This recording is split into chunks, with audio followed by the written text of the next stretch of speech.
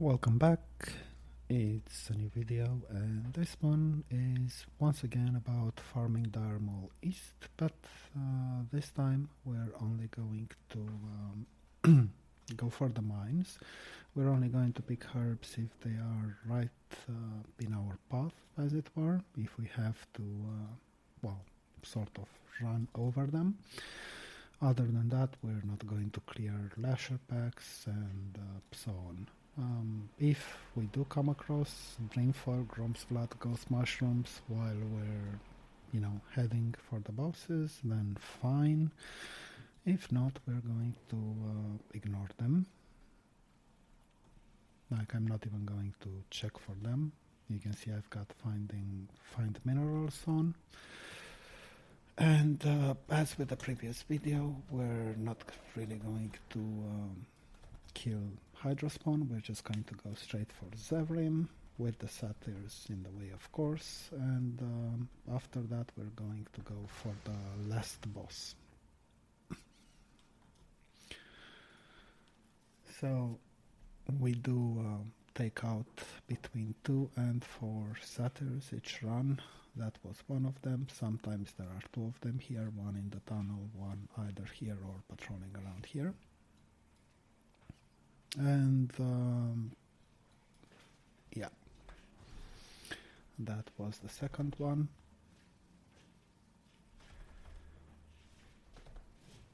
We did fortunately get an ignite on, so we're just going to face tank the rest of the hits.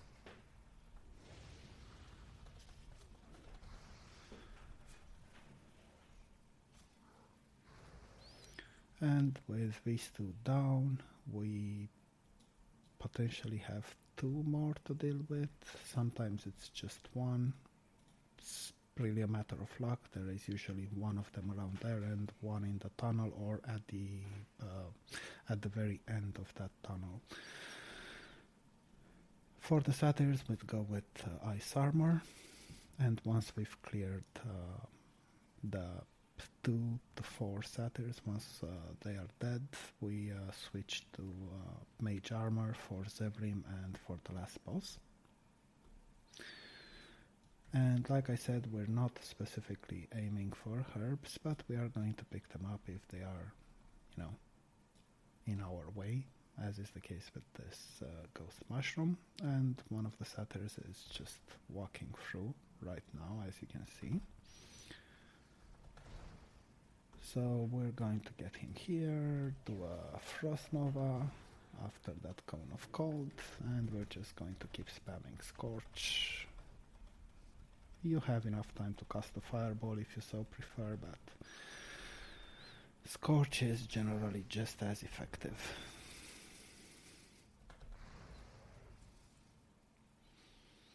We don't really care about the drops. Wrong cloth is okay because it allows us to replenish our stock of bandages, but anything else like fell cloth or some random green item, these are just okay to get, I guess, a bit of extra gold, but this is not our goal. Our goal is to try to get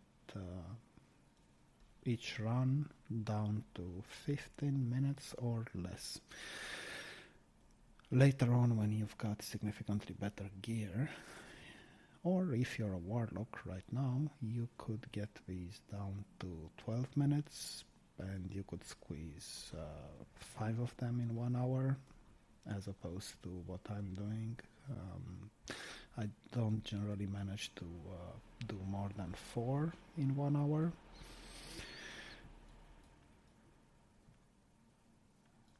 Generally speaking, if I'm at 15 minutes or just below that, I consider it a good run.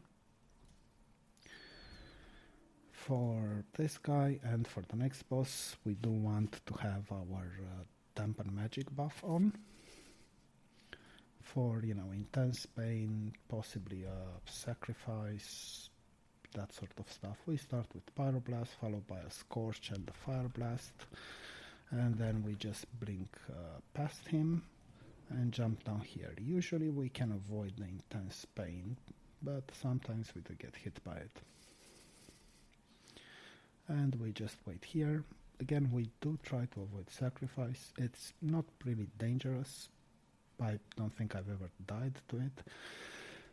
But it does mean that you get to waste like 30-40 seconds just until you get back here and the boss comes back here and so on. So if you can avoid it, you should do your best to avoid it. When he comes here, of course, we once again just strafe alongside this pillar here, while trying to stay out of line of sight for pain and sacrifice.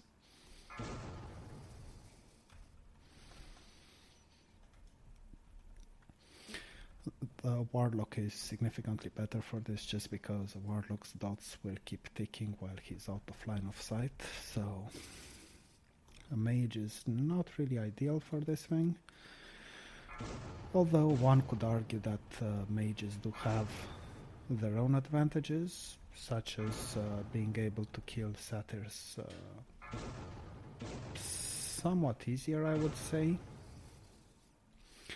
Okay, this is a bad run in terms of sacrifice casts. He seems to be hellbent on casting that thing.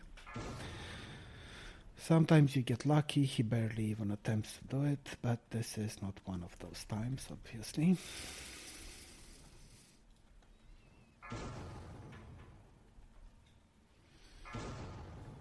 Okay, I greeded that Scorch for too long, and now I have to take the sacrifice hit. I could ice block out of it, but I would rather not do that. I would rather just come here, bandage, jump back down, and it should be fine. It does, however, mean that we've wasted half a minute or so on this thing, because, you know, sacrifice took like 7 seconds, then we went there to bandage, then we came here, and now we have to wait for him to come back. So that is half a minute wasted easily, if not longer.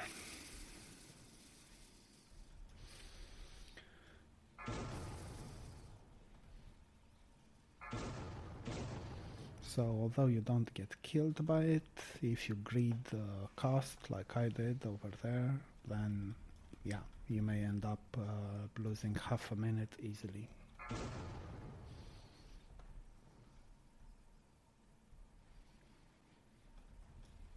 I try to kill him when he's at the very end of that ledge, so that he's safe to loot.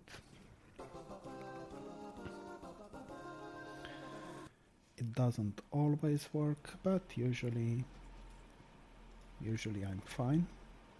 After looting him, I just go here to drink, because sometimes Hydra spawn will aggro if you're too close. So yeah, I don't really have any use for these anymore. You can see I'm carrying like 52 of them, but I don't expect to ever use them on a mage. They do share a cooldown with Mana Ruby. They're better than a Mana Citrine in terms of mana recovered, but they do cost life. So, I don't know, I guess it's up to you if you wanna stock them up for some raids later on. I am keeping them for now. I may end up vendoring them later, but for now, I figure it's probably best to keep them. And with that guy down, we're going to head straight for Ironbark and then for the last boss. I don't kill the last boss, I just bring him down to just below 50% so that he can spawn the imps and grant us access to the rich thorium veins.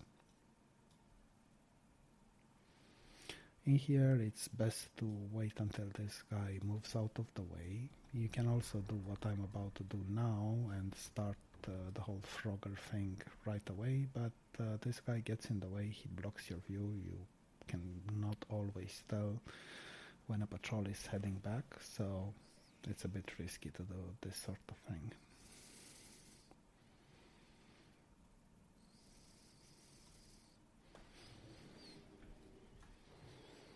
If you're used to these patrols and whatever, then I guess it's sort of safe, but you might be better off just letting him get here and only moving afterwards.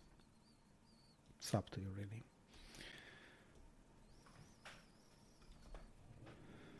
And with the door open, we're obviously going to go straight for the last boss.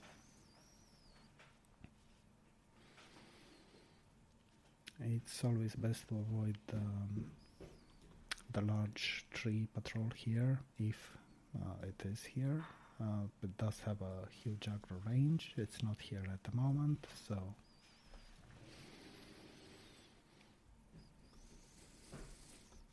we're just going to jump twice to get here and drink up, eat up, and of course afterwards we can start the fight. It is a bit risky because sometimes what happens is that I ninja pull this guy when I come down here. It does happen. It's not very common, but it can happen. So Pyroblast, Scorch, Scorch, Fireblast, and we're trying to run out of line of sight as to avoid Wither Cast or Enervate. He should switch now, yeah, and he did switch to Wolf.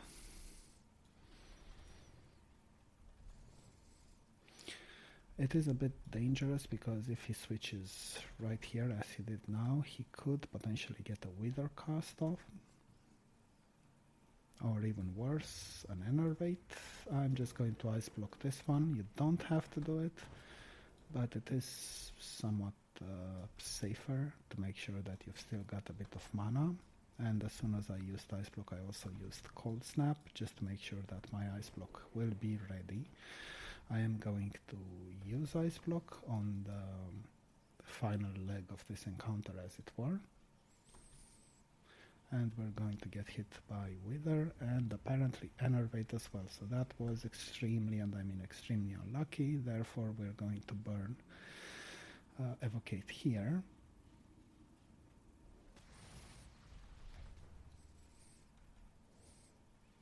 You could argue that this was too risky and that I shouldn't have done it, and that's probably true. It was a very, very unlucky switch for me there.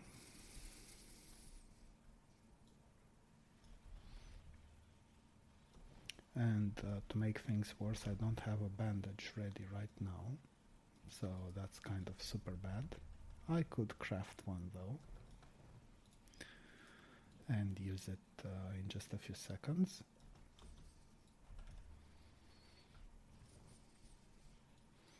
He is, however, just under.